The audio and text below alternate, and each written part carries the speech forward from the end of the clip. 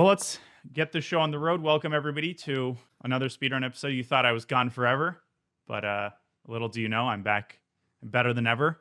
I know that the episodes have been few and far between. I've been sort of taking kind of a creative break, deciding, future avenues of content. So I won't delve too much into it right now because I know everybody's excited for some chess games. So we're going to pick up where we left off. We're going to start with a 10-minute game as usual. We're rated 1823, perfectly placed in sort of intermediate stan, and club player stan. And then we'll see if we have time for a 5-minute game. Let's go. Without further ado, folks, we have the black pieces. Hopefully I remember how the pieces actually move. Okay, so we're facing c4. I think this speedrun, we've been playing the King's Indian, if I'm not mistaken. So we can start with knight f6. We can also start with g6. It doesn't really matter. And we get the King's Indian setup. And white plays d3. So one sort of important thing to keep separate in your mind, right? The difference between the English opening setups and sort of 1d4 setups, the queen's pawn game setups. And of course they can, well, it's sort of like a rectangle. Every square is a rectangle, but not every rectangle is a square. I have to double check that in my mind. So any English opening can transpose to a queen's pawn game. Of course, if black doesn't play e5, if white plays d4. But the good thing about the King's Indian is you don't have to worry about any of that. You play the same setup, and, later on, of course, there will be changes based on the setup that your opponent chooses. But unlike openings like the Queen's Gambit Declined or the Slav or some other stuff, you don't have to change your own move order based on whether your opponent plays c4 or d4 or one knight f3, which I know is very annoying to a lot of people. You just basically play the same moves against everything. And for lazy people like me, this is a godsend. Okay, so e4, we can play d6. Now, the sort of proper way for white to continue is to fianchetto the bishop and then to play knight ge2. This is called, at least in my sort of understanding, the Botvinnik setup. And if you're watching the speedrun, not for the first time, you've definitely seen me apply this setup with colors reversed against a lot of anti-Sicilians, and I'll kind of show you the connection. Bishop e2 is not particularly congruent with the pawn structure that white is choosing. Of course, you can imagine if this position occurred with the white pawn on d4, this would just be a mainline King's Indian. And it should be pretty obvious that positionally, having the pawn on d3 rather than on d4 is a downgrade. It's a pretty significant downgrade because the d4 square we can utilize as a stronghold for our pieces. And based on that, if you're thinking flexibly about the position, you shouldn't be rushing to play e5 here, which is sort of the King's Indian move, right? Based on the fact that white has rolled out this kind of semi-Botvinnik structure, it's more positionally fitting to rely on the move c7, c5, and to get kind of a Dragon Sicilian setup, which I've also many times played against different move orders. So actually c5 here is a perfectly good move. Then knight c6, and we basically fight for the d4 square. There is really no fight. We just control the d4 square. The fight is over. It's a bloodless war. So white is just playing pretty much like random moves. This doesn't really impact our, development. We can just develop our pieces. And h4, okay.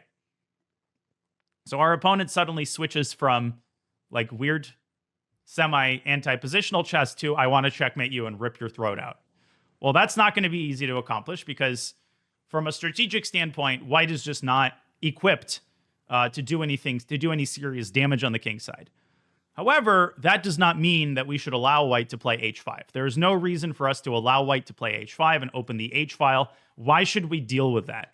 So what is the standard way here to counteract this move?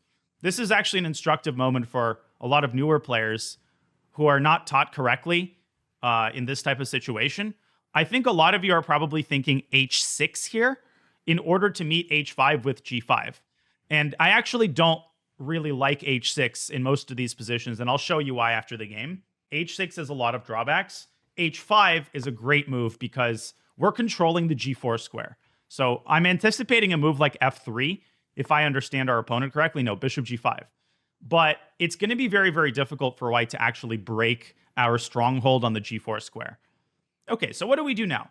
Of course, first of all, and not even first, and last of all, we're just going to go knight d4, occupy the square, and potentially contend for the bishop pair. Well, our opponent just hands us the bishop pair as it is. Also, a good bonus of the move knight d4 is we've prevented white from playing g4. I feel like our opponent is very tempted to play it anyway, but if g4 happens, we just take the bishop and then we take on g4, and our pawn structure remains fully intact. So the best, well, white is already much worse. And, you know, a good positional exercise here for you would be to pause the video and sort of list out the factors that give black an advantage. And also a good exercise is see if you can approximately evaluate this position. What do you think the computer's assessment is in this position? This is a good way to make sure that you're approximately understanding the sort of the factors and the most important factors in the position. My assessment here, like let's say on move 11 after knight d5, is negative 1.5. I'm going to say negative 1.5, maybe even close to negative 2. And we don't have the time to delve into it, but I think black is very significantly better here, close to positionally winning. So obviously we want to keep the bishop here. We want to keep the dark squared bishop. We don't want to give it away.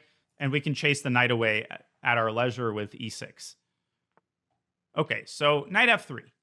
Now, flexible thinking, right? You shouldn't just blindly take on e2 because this is what we planned earlier.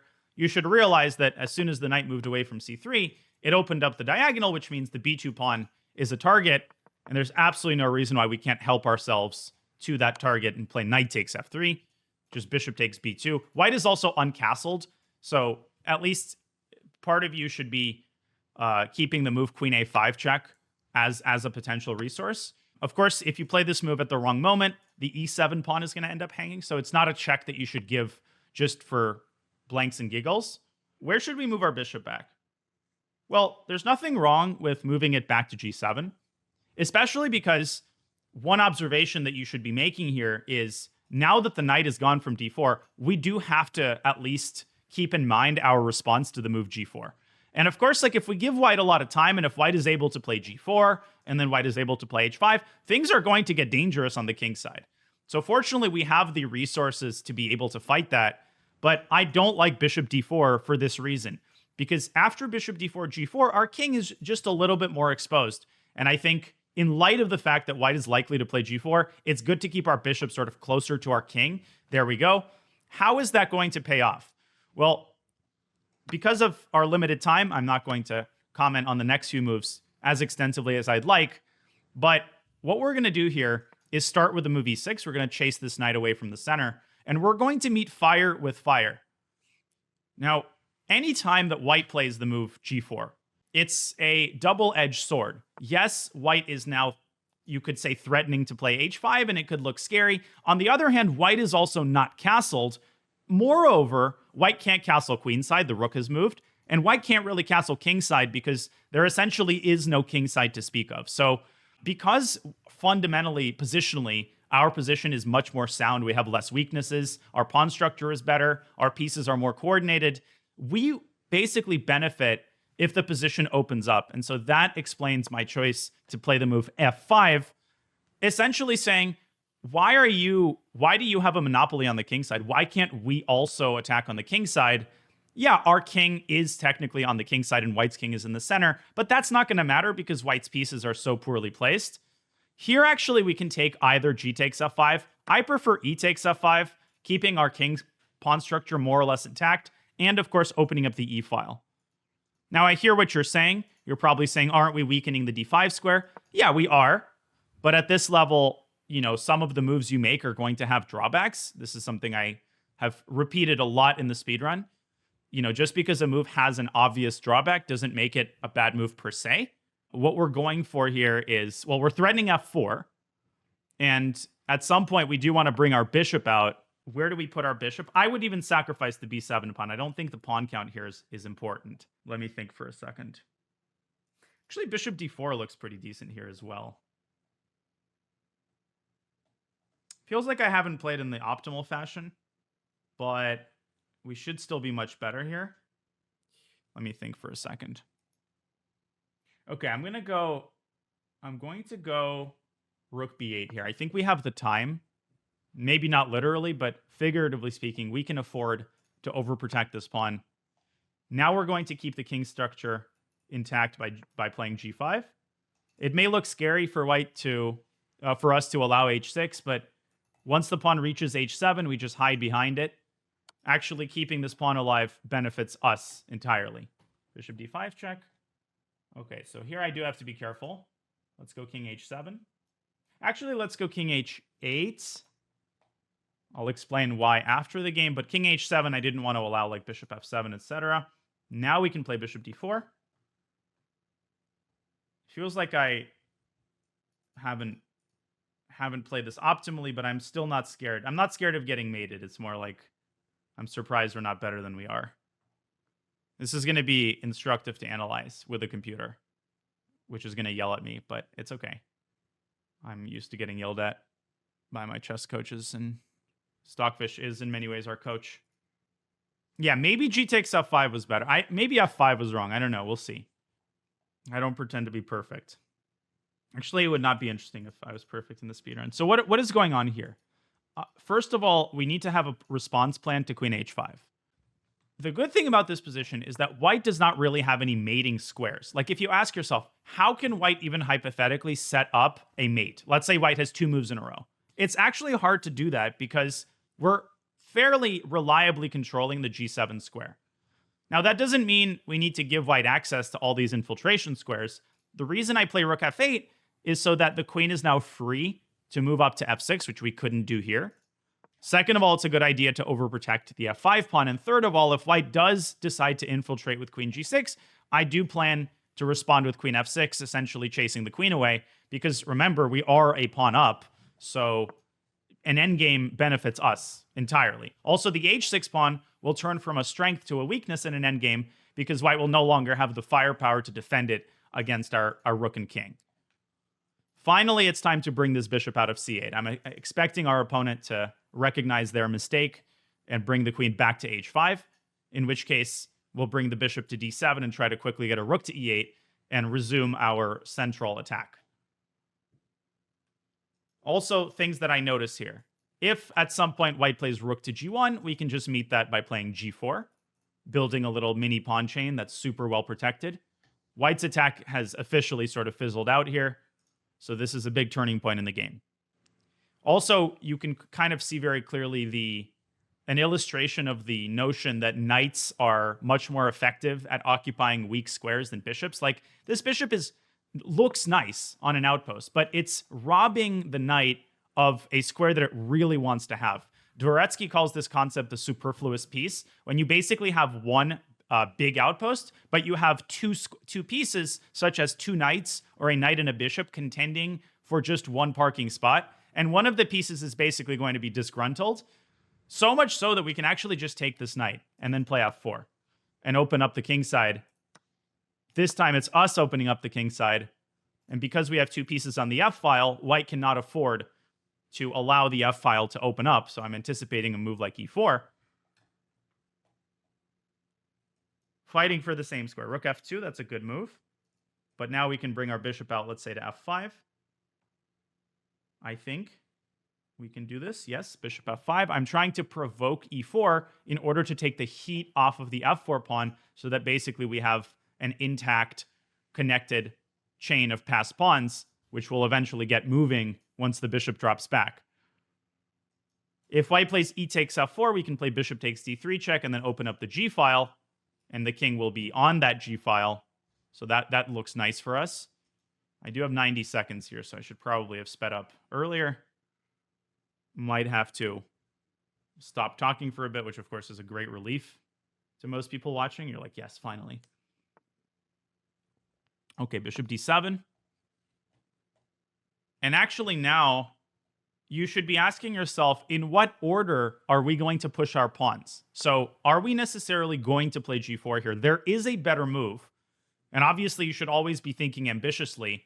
You should always be thinking, part of your brain should always be responsible for finding mating patterns, like always. And this is a good example, right, of where a lot of people would go g4. It's a good move. It's winning. But f3 creates a mate threat all the way in the corner on a1. And it's a very hard mate threat to deal with because if white moves the rook from f2, we can actually push now our pawn to f2 at the very least. That should be crushing. If white runs with the king, he loses the rook. Queen a1, queen takes g1. White basically has no defense against mate here. No adequate defense. So again, if I had to give a theme to this game, it would be flexible thinking. Now, white does have a defense here, which I just noticed. I don't think that it saves him, but it definitely prolongs the game. Let's see if our opponent can find it. It's an impressive move for sure. I was crapping on this bishop, but this bishop actually can help white stave off checkmate. No, I'm not talking about queen takes. That's not a serious defensive move. It just gives up a rook. I'm talking about the move e5. And so is my opponent. Paul is doing a lot of good stuff in this game. Okay, so I'm actually thinking now what to do. This is an important moment to get right because I'm low on time. And I want to play accurately. Okay, we're going to go here. Rook e8. Threatening mate on e2. Basically fighting for the f-file. Fighting for the f-file. And I'm going to have to get this mating attack right the first time because I don't have necessarily the time to convert some long endgame. Bishop e4. Our opponent is playing very well. I got to say, he's defending super, super well. Okay, I think bishop c6 is good here. Again, continuing to fight for the f-file. If rook takes g5, we can play rook takes f3. That should be winning. Bishop takes f3. Yes, I think this is winning. Queen takes f3, gives up the rook on g5. If white plays bishop f3, that allows infiltration. And if that's not a mating attack, then I quit chess and quit my YouTube career forever. Rook e2 check, very important move. The bishop cannot capture because of the pin.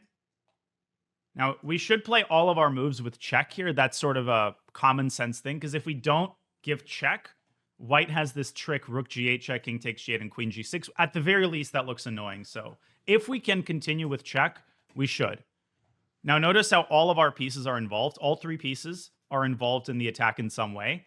This increases the chance that there will be a mating net, because white has to divert his resources just to covering the checks, thereby clogging up potential escape squares for the king. Now, there's multiple mating patterns here depending on how white plays. Also, you should remember that in lieu of delivering checkmate, one satisfactory outcome of the attack is basically winning all of white's pieces. I think people forget this. Like, in some cases, if we play queen f1 check and then rook h2 check, we're going to win white's queen. And that's already sufficient as a successful outcome of the attack. So you're not only looking for mate, although that is the main thing, of course, that would cap off the attack. So here, for example, you can play practically with bishop takes g4 check, but if you want to play accurately, I think something like rook e3 or queen f1 check is going to do the job even faster.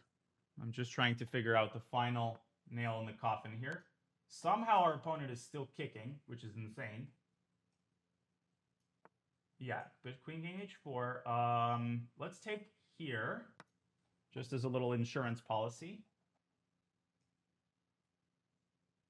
Man, it's actually hard to win this without trading queens, which is honestly probably what we should do. We should just trade queens. Because if we trade queens, it's going to be very easy to win this position. King f5, queen e5, or queen e6. Yeah, this is going to be mate. Unless white plays king g5. Then we can play rook e5 and win the queen. Yeah, we win white's queen here. Rook e5, king either h4, f4. We take the pawn on h6, and we pin the queen with queen g5. And that's it. Now it's easy to win.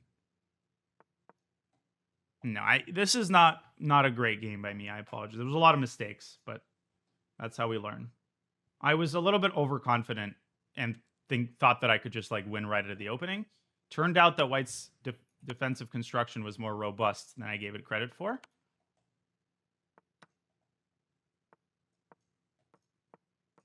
Notice how I'm pre-moving because white can't attack our queen at all. Now, basically, we can take the bishop, but we don't even need to. We can basically work around the bishop to deliver mate a lot faster. Here. Now, there's no worry about stalemate. So just queen b4 and queen takes b7. Good thing to practice also. Let's load this into ChessBase. A lot of takeaways. Yeah, good job by our opponent. That was very well defended. Very well defended. I'm going to have the chat open on my phone. C4. A little bit of historical chess trivia. As far as I know, why is 1c4 known as the English opening? Asterisk, I haven't double checked this. I'm pretty sure this is true, but you can check this and correct me in the comments if I'm wrong. Does anybody have any theories about why c4 is called the English opening? It was played in England. So the reason, as far as I heard it, is because a guy named Howard Staunton, who I've talked about a lot, was basically the best player in the world until Morphy came along. He was also the leading chess author of the early to mid 19th century. And one of Staunton's most famous books, this is a first edition of it, is called, or let's see if this is a first or second edition. This is a Chess Player's Handbook, second edition. This is a second edition, which was published in the year MDCC XLVIII. Thank you, Howard, for writing this in frickin' Roman numerals. 1848. So this book, I think, came out in the early 1840s, second edition from 1848. Look at the condition of this book. It's pretty incredible. And this is a complete manual of chess. It's 500 pages, and it has instruction on openings, middle games, and end games. It's an incredible book, way ahead of its time. And this counteracts the notion that back in the 1800s, in between dumping their piss out the window onto the citizens of London and slaughtering animals in the public square, the people who did write chess books didn't care about openings because that, quote, wasn't a thing. Not only were openings a thing, but most of them had modern names, and there is a lot of opening analysis that's way ahead of its time. Like, Staunton knew what he was talking about. There were opening books, and there was a lot of opening discussion going on, mostly on the King's Gambit and like 1e4 openings, but not only that. So back to what I started with. Why is this called the English? Because Staunton said the following. Just listen to this. Listen to this. This is the section on the Sicilian, which, of course, is in many ways reverse of the English. Just a second. He looks at the Benoni, Queen's Gambit. Just a second. I'm almost there. King's Gambit. The Sicilian game. So the Sicilian was already called the Sicilian, and this is from page 371. Game the second, the Sicilian game. Pawn to king 4, pawn to queen bishop's 4th. In the opinion of Janisch, who was a German author, and the authors of the German Handbook, leading opening book of the day, with which I coincide, that is, I agree, this is the best possible reply to the move of 1e4. This is 1848. Staunton already had the minority opinion that the Sicilian was good. Since it renders the formation of a center impractical for white and prevents every attack. This defense is found in the earlier Italian works and has been analyzed by Philidor in 1777, as well as Damiano, Lopez, and Salvio in the 1600s. So that's what he says about the Sicilian. Now, let's go to the section on the English. Staunton was the first person to analyze the English opening, and this, I believe, is why it's called the English. It's named in honor of Howard Staunton. And he says the following. He says something really interesting. Pawn to queen bishop's 4th, 1c4. This is from page 384. Hopefully this is interesting. Little historical excursion. Let me know if it's getting stale. So he says c4. Pawn to queen bishop's 4, c5. This is an opening which may be adopted with perfect security either by the first or second player. The move recommended by modern authors for black's reply is e5. And we have then, of course, the same position as if black had commenced the game, as if white had commenced the game with e4, and you had replied with c5, with the difference that in the present instance you have the advantage of the move, that is an extra tempo, a circumstance which seems to have escaped the notice of some writers, since with a strange inconsistency, they carry on the game from this position and decided in favor of black, who is a move behind. While in the Sicilian game, when the position is reversed and you have black's position, and in addition the advantage of the move, you can barely make an even game. And then he analyzes the English. So Staunton basically realized that this is like a Sicilian with an extra tempo. Of course, if we're a King's Indian player, we don't really need to learn c4, e5, which to this day is considered a like top class response to c4. I have a few of Staunton's books, and he also did a Shakespeare like compendium that's considered to be one of the. Yeah, he was a pretty impressive guy, although kind of a jerk. More on that later. So c4, knight f6, knight to c3, g6. Now, of course, white at any point can transpose to a typical King's Indian. Usually this is done by playing e4. Who can tell me why do people play e4 here rather than d4 when they want to transpose to a King's Indian? What is the advantage from white's perspective of starting with e4 and only playing d4 here? What is it that white's trying to avoid? White's trying to avoid the Grunfeld, exactly. So if white plays d4 here, he has to reckon with a mainline Grunfeld. But by playing e4, you're preventing d5. Now, it is true that you're allowing a few other moves. Like you're allowing a move that Andy Woodward is known to play, which is e5. You're also allowing c5, which is not as good of a continuation. But these are less significant. Like c5 basically transposes to an accelerated dragon after knight f3. If black plays bishop g7 and white plays d4, you have a Marozzi bind accelerated dragon, which of course not everybody plays. E5 is a completely independent line that leads to some very interesting positions. This has not been popular until very recently. So the idea here for black is to play knight f3. And now Andy has shown some ideas with the move bishop g7. This position first occurred in the year 1936 in the USSR Championship, of course. Frank James Marshall was the second U.S. champion, was the second person to have this position in 1941. The point is, after knight takes e5, black just castles and develops serious compensation for the pawn. Knight takes e5, short castles. White typically returns to f3, rook e8, d3. And now if you want to pause the video and find a very powerful move that basically justifies the whole line, black to play and develop positional compensation for the pawn. Basically, you want to open up the center. You're not trying to win the pawn back here for black. You're trying to get serious positional compensation. d5, exactly right. C takes d5, knight takes d5. There's 114 games in the database here. Queen takes d5, bishop e2. And what should this remind you of after queen to d6, short castles, c5? This is a very typical type of compensation that occurs, for example, if you're a Sicilian player. After f4, you might remember that the move is d5. And you don't recapture the pawn, you play knight f6, and you are allowing white to secure the pawn with c4.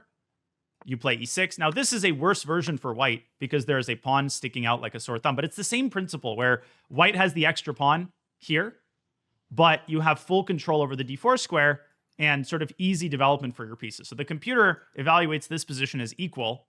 Of course, white has a better structure than he does in that Sicilian line, but still. This is a very hotly contested line. Aronian versus Grishuk from 2016. Cheparinov won a game here in 2020. So this is being actively debated. Okay, let's get to the game. White plays c4, knight f6. None of this happened. White decided to play d3. And the sort of standard English setup is to play g3 and then fianchetto the bishop. And after d6, basically white can choose between two main setups. The traditional English setup is to play knight f3. And after e5, short castle, we get sort of a tabia of the English. Or white can roll out the Botvinnik setup with either e3 or, more commonly, as our opponent did, e4. And here, I'm sure we're going to get this in future games, but our move, once again, is c5 rather than e5.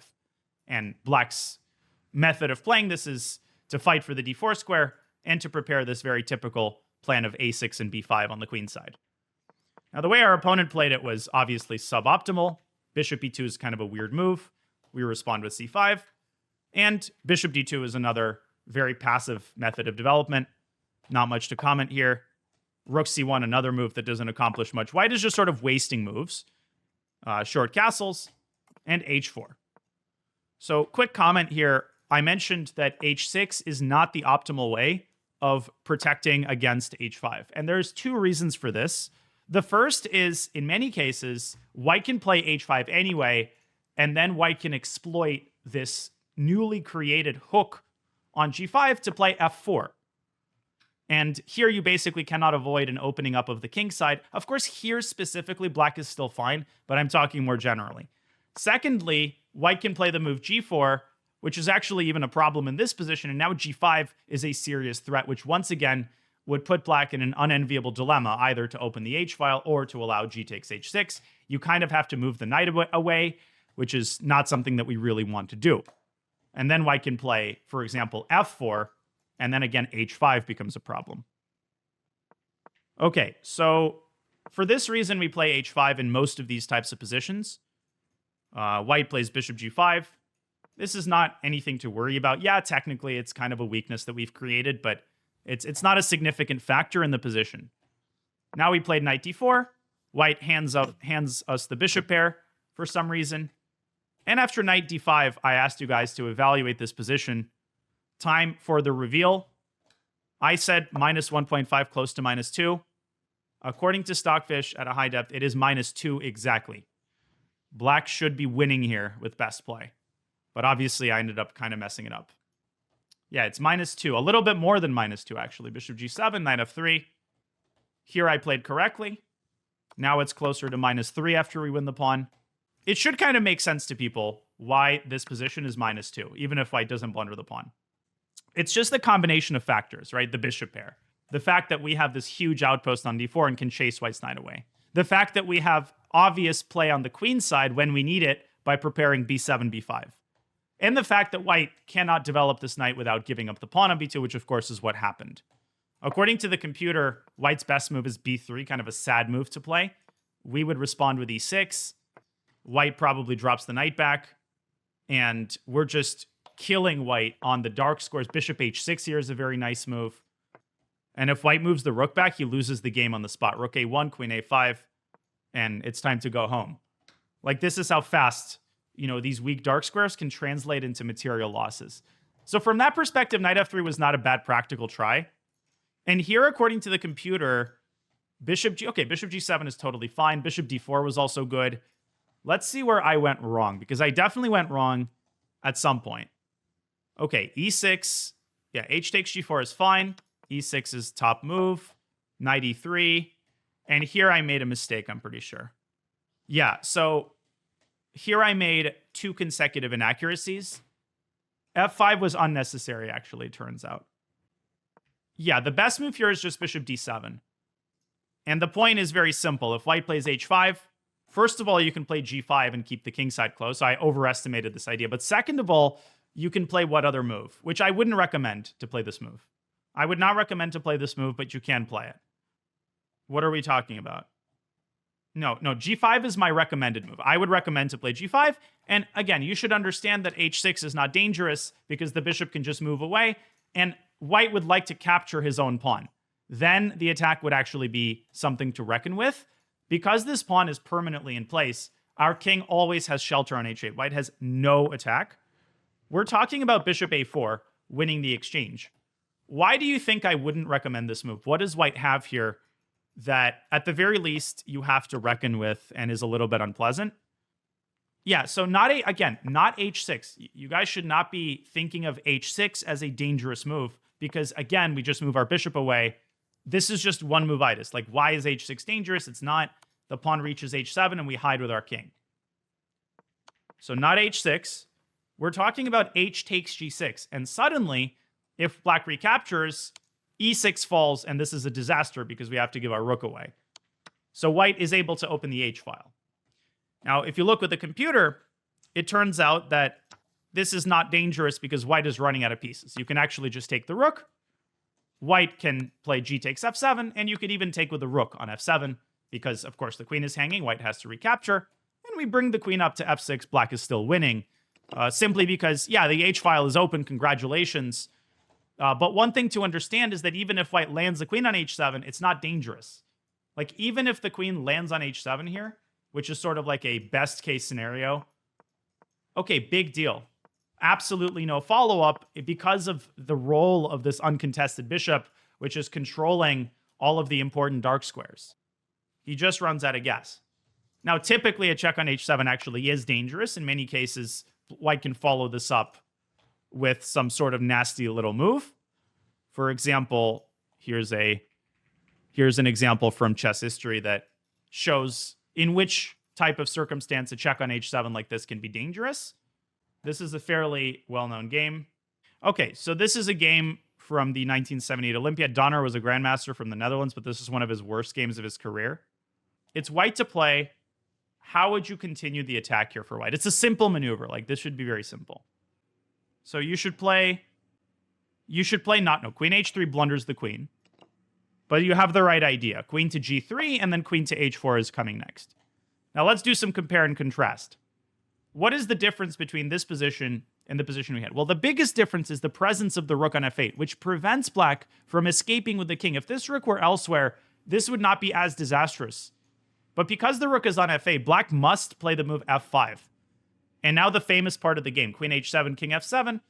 Now, white is winning on the spot with the move rook h6. Another very common idea that you should be aware of. g6 will fall with checkmate. But white found a much more beautiful combination. Queen takes g6, Botez gambit, bishop h5, forcing the king back to the h-file. And now, actually, this is a very nice ending. Bishop f7 check, game is not over, bishop h6.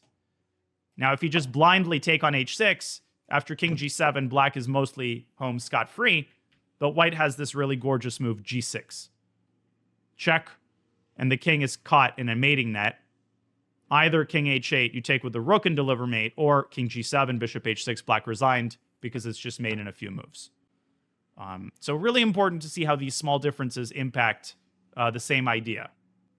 Here, it's very dangerous, of course, because of all these additional factors. Here, of course, you cannot compare, because white simply has no attack.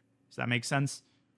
Okay, let's refresh for a second. Okay, so this was an acceptable way to play. Instead, I played f5, which was a mistake. And then e takes f5 was actually another mistake, after which my advantage is greatly diminished. I think I underestimated the role of the d5 square.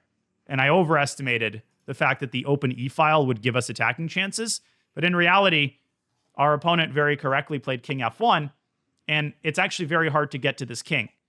And we've given white a bunch of, like, good squares for his pieces. So if our opponent had played bishop d5 check, black is only slightly better. Bishop d5 check. And if we play king h7, there's this very nasty move, bishop f7. Very similar to the Donner game, actually. Bishop f7. Whoa.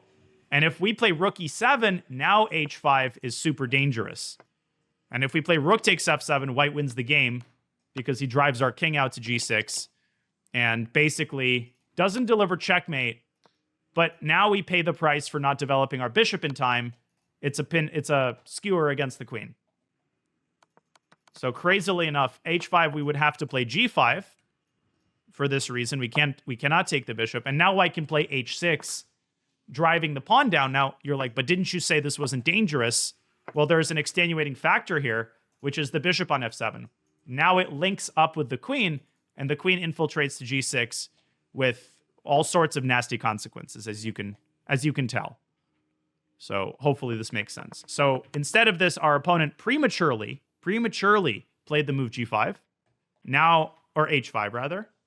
And now the difference is, oh, what is the difference actually? Oh, the difference is, well, this is really cool. What is the difference between doing this and then having h5, g5 included? See, this is actually really advanced, and this would take me some time to figure out. The difference is that in this position, we can play rook f8. We can play rook f8. And we can meet bishop g6 check with king h6. And the king is actually perfectly safe on this square, amazingly.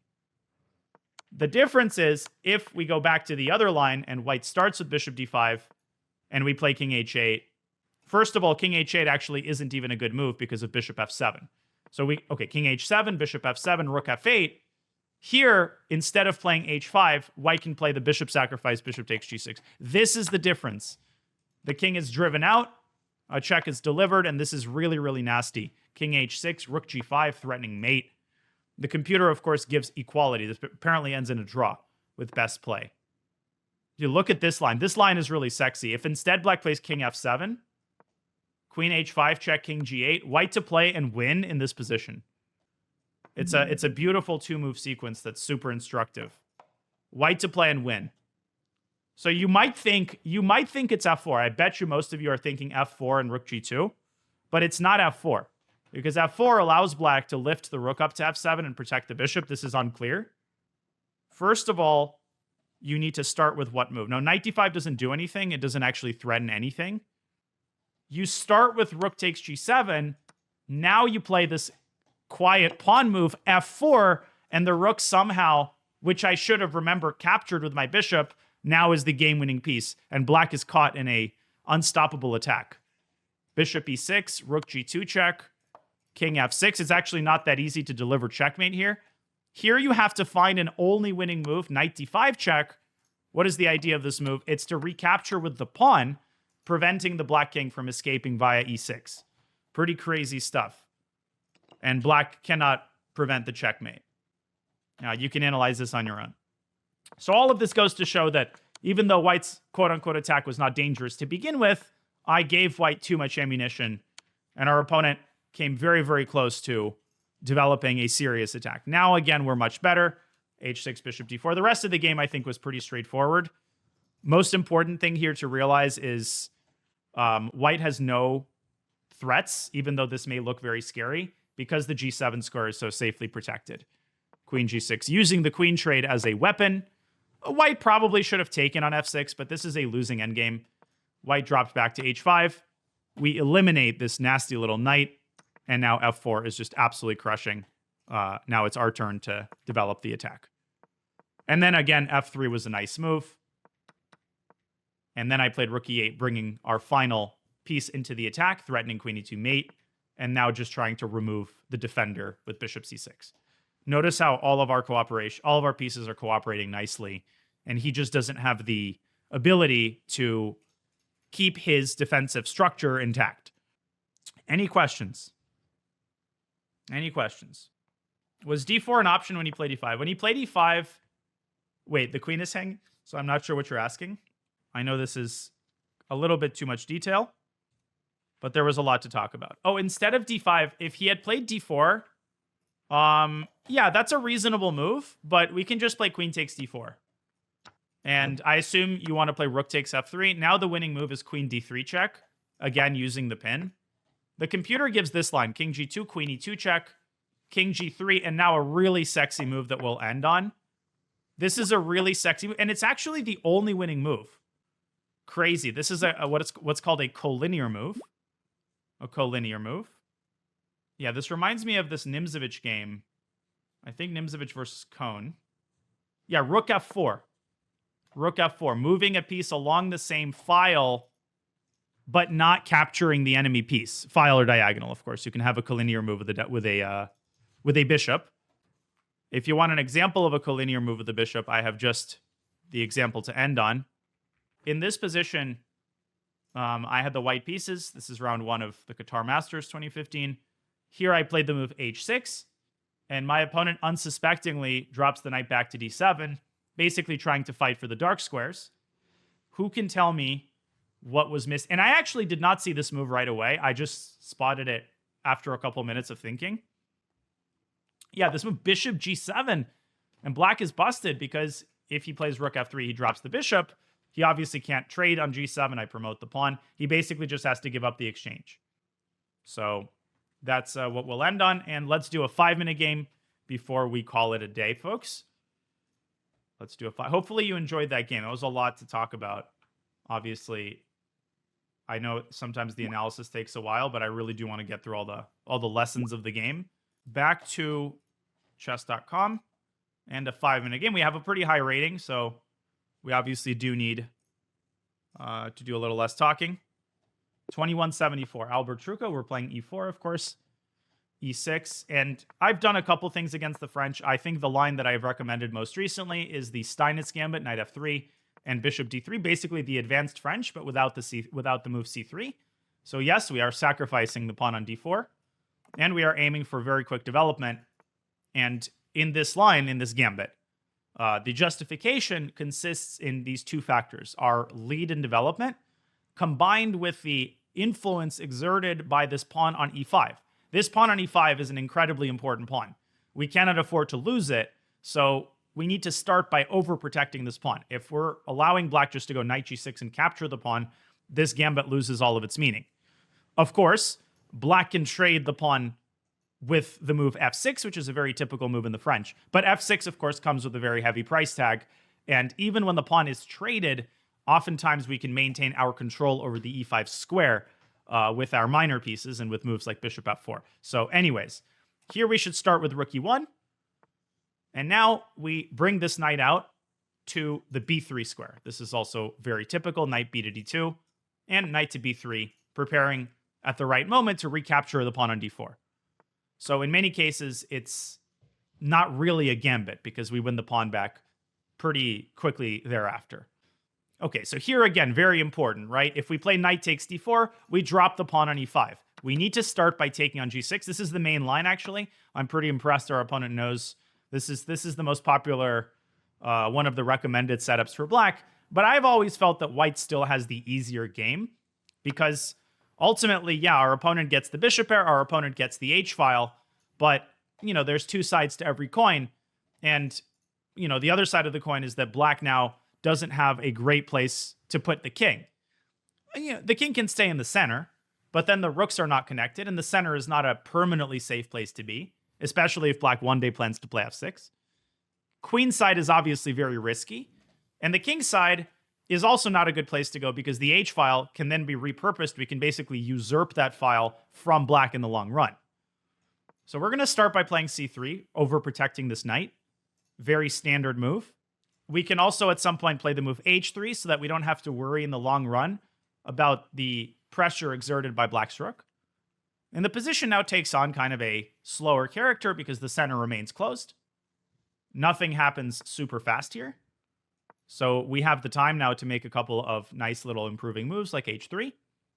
At the same time, of course, there's like very high tactical potential in this position because the moment something opens up, things can get very tactical here. But obviously, like, I think white is better because of our monster knight on d4. Now, what's the priority in this position? Well, we really do want to bring this bishop out at some point.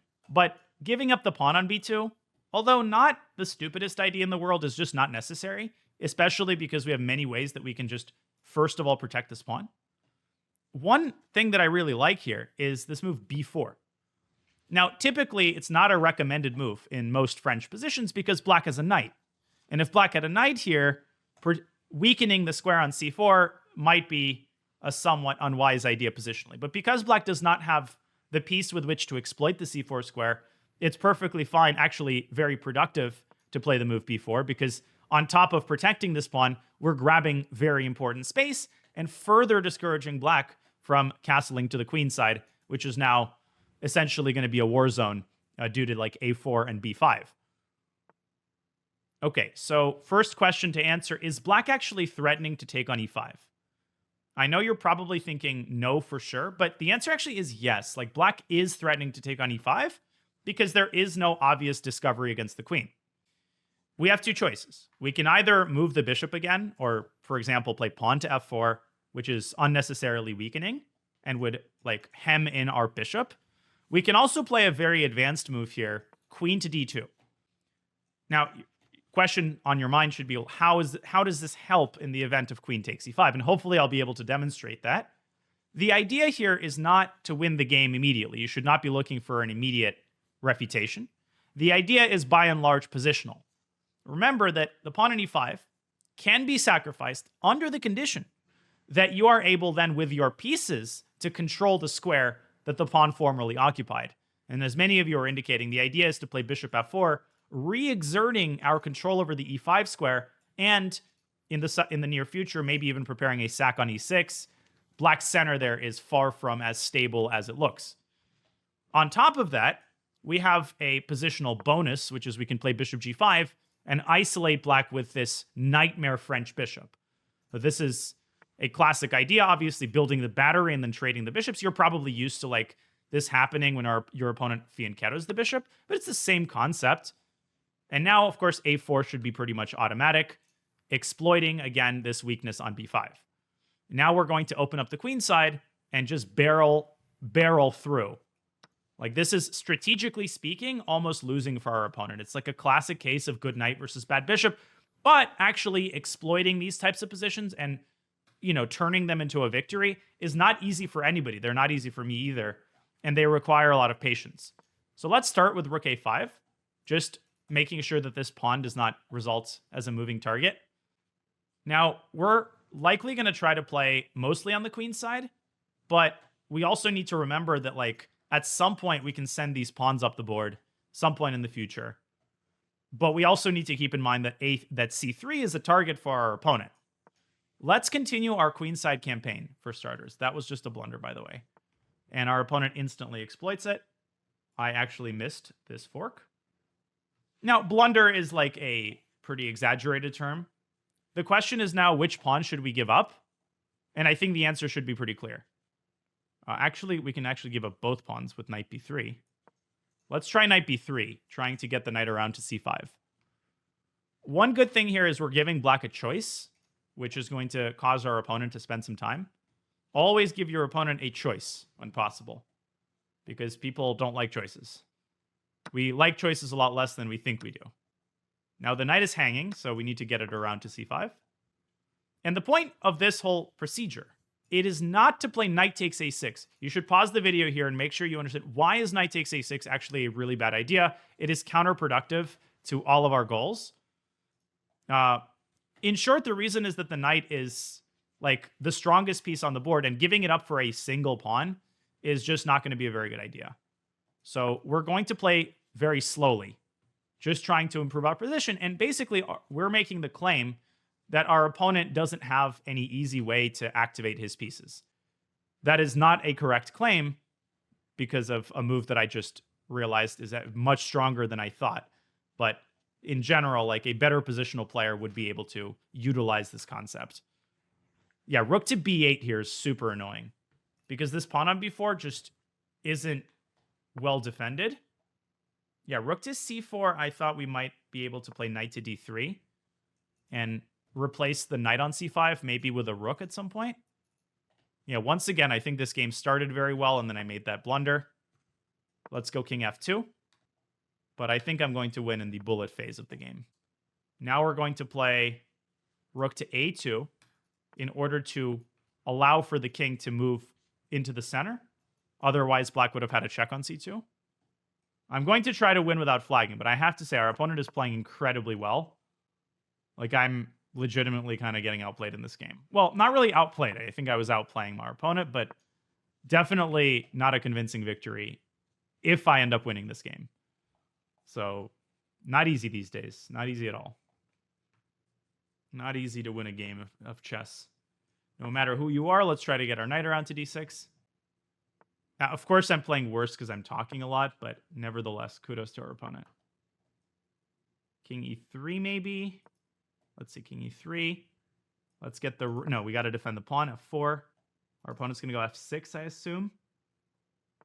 Yeah, our opponent is playing super well. Knight to b7. Let's evacuate. I blundered d2. Shoot. Okay, our opponent had a forced win there. I still think I would win this game on time. Just like our opponent's spending too long per move.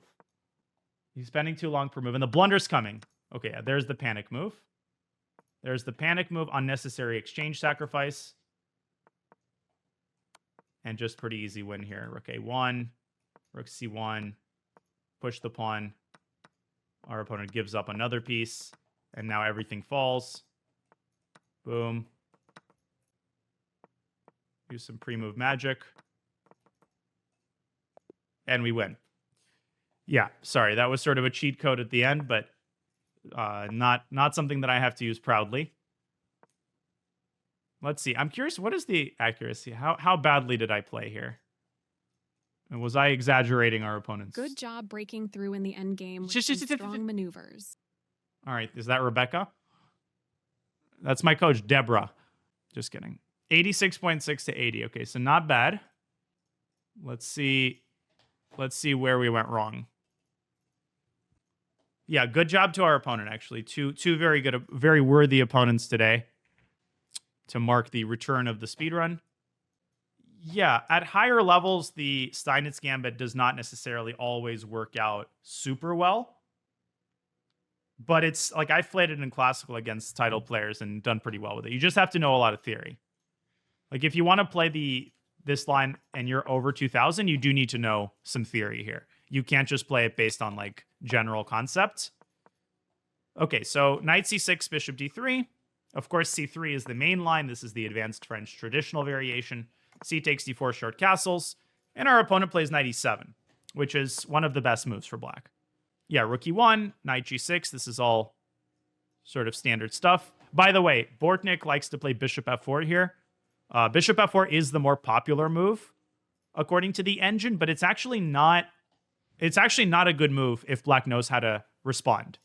The reason this is not good is because here black has this very nasty move, f5.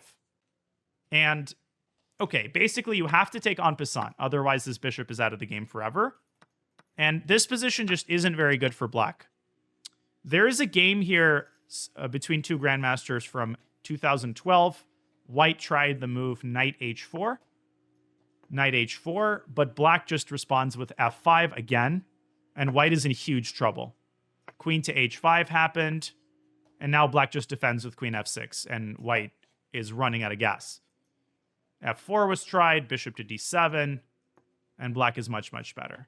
Like black castles queenside and white doesn't have enough for the pawn. So that's why I like to play rook e1 here. This is the computer move. Rook e1, bishop to d7, knight b to d2. So this is all very standard. Knight b3, queen c7. There are still games in the database here. Yeah, takes, knight takes d4. Takes, knight takes d4. All of this has been played. Naroditsky has 2 games in this position. I won both of them. I have a game against Andrew Tang and a game against Krikor. So this is... I practice what I preach. Yeah, knight takes d4 is the most popular move. Knight takes d4. And now, queen to b6 by our opponent was a weird move, and this is a novelty. None of my opponents actually took on d4. None of my opponents took on d4. One important thing to remember here is, what do we do if black plays f6? What do we do if black plays f6? Because if we play the move bishop f... Yeah, we can play bishop f4 here and defend the pawn. Black plays g5, and we drop the bishop back to g3. The important subtlety here is, what is our response to f5? Because if we allow black to push f4, this is really bad. But who can tell me what is our... What do we plan here? No, not f4. Not f4. f4 doesn't really do much for our position. Black can just play like bishop e7 or something. You should be paying attention to the x-ray. Knight takes f5 is correct. Yeah, this is a standard idea. Knight takes f5, e takes f5, and e6. Now, you should be looking at this and saying, well, what if black plays f4 now? But with black's king, this exposed, it's just checkmate. King takes d7, queen takes d5. The rest should be obvious. This is just completely crushing for white. The king is just not able to find any shelter. And the computer here gives this move c4, threatening checkmate in 1 on b5. And if a6, c5, the pawn is repurposed as an attacker in order to open the c file. And if black takes this pawn, you give 1 check, then you give another check, you win the queen. But this is just overwhelming force. You can analyze this on your own. For this reason, after bishop g3, black cannot play f5. Black has to move the queen away from c7. Queen b6, queen to d2. And what's interesting is that even here, if black plays queen d2, f5, now we can play, even in this position, knight takes f5 and e6 anyway. Even though the queen is not attacked, it's still a very powerful idea. And the reason it's so powerful is if black plays bishop takes e6, trick question, what is white's correct continuation here? I think in most of your cases, it's a trick question because you'll have a very big temptation here, but it's not the correct move. It's not the correct move. You don't take the pawn. You don't play queen takes d5 because black simultaneously moves the king away and protects the bishop, and white is just lost, right? You have to remember that, like, the king is actually safe here, so this is wrong. And if you play rook takes e6 here, black blocks the check and connects the rooks and wins the game. So for this reason, you actually need to play rook takes c6 and just win the queen back with rook e1. Now, you might be asking, like, is this equal because black has 2 rooks for the queen? No, this is losing for black because essentially black's king and black's pawns are way too weak and present a very attackable target for white's queen. Here, for example, you can play bishop e5, just moving the bishop outside of the range of black's pawns, and then the queen will just help itself to all these weak pawns. Too many targets. Too many targets. Does that make sense? Anyways, so this is a little bit of an opening overview. Our opponent played queen b6, and after c3, we just have a solid advantage here. Bishop e7. We played h3. Let's see where I actually went wrong. I'm going to check this with a computer very quickly. Yeah, queen to d2. Actually, the computer does not like queen to d2 and claims that after queen e5, bishop f4, black plays queen h5. Of course, rook e5, queen h7, and somehow black is better in this position. Because if white doubles on the e-file, black is able to evacuate the king out of the center before we're able to sack on e6. So this is, in many ways, how could I have not seen this? Yeah, according to the computer, it was a better idea to start with a4 in this position rather than b4. Because, yeah, b4 is a pretty weakening move. And in the end, we ended up paying the price for the move b4. So by playing a4, you're basically threatening to chase the queen out of b6. And if black responds with a5, now we have this very, very nice square on b5 in the future. And we can just play the move b3 now. b3, then bishop e3, queen to d3, and we can just sort of slowly move our pawns on the queen side. So black did not take on e5. Black missed the chance to do that. After bishop g5, we're once again sort of overwhelmingly better. a4. And of course, my big mistake was to play rook e to a1. Yeah, this was the blunder. We should have played f4, protecting the pawn on e5. So that, okay, if black plays queen c7 in this position, yeah, we can play rook e3. And we have a very nice plan here of playing h4, swinging the rook to h3, and actually opening up the h-file. And black is completely devoid of counterplay, completely. So rook e1 was just an autopilot move for getting to assess the undefended pawns in the position. Queen c7 is just a straight up fork, and now things get kind of dicey.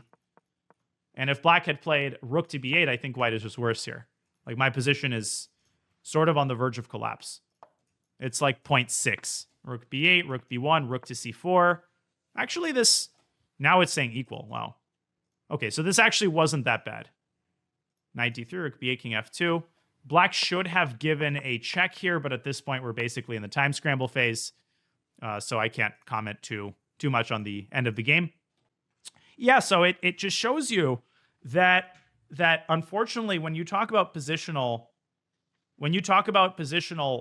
play, right, one sloppy move can undo an effort that you exerted for the entire game, right? Like, you blunder one little move, and immediately you're like in panic mode. And that's why tactics are more important than positional chess, unfortunately, even at my level, especially in Blitz. But a pretty instructive game nevertheless.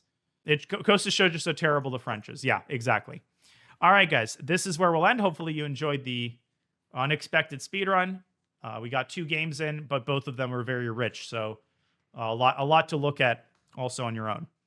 And yeah, just a final PSA, look at your own games. Just analyze your own Blitz games if you want to improve. Don't just play 50 games and then pretend that, Blitz is not helpful. Like, actually look at your games with an engine, identify your mistakes, understand why you made them, and try not to make them in the next game. And that's all it takes to improve.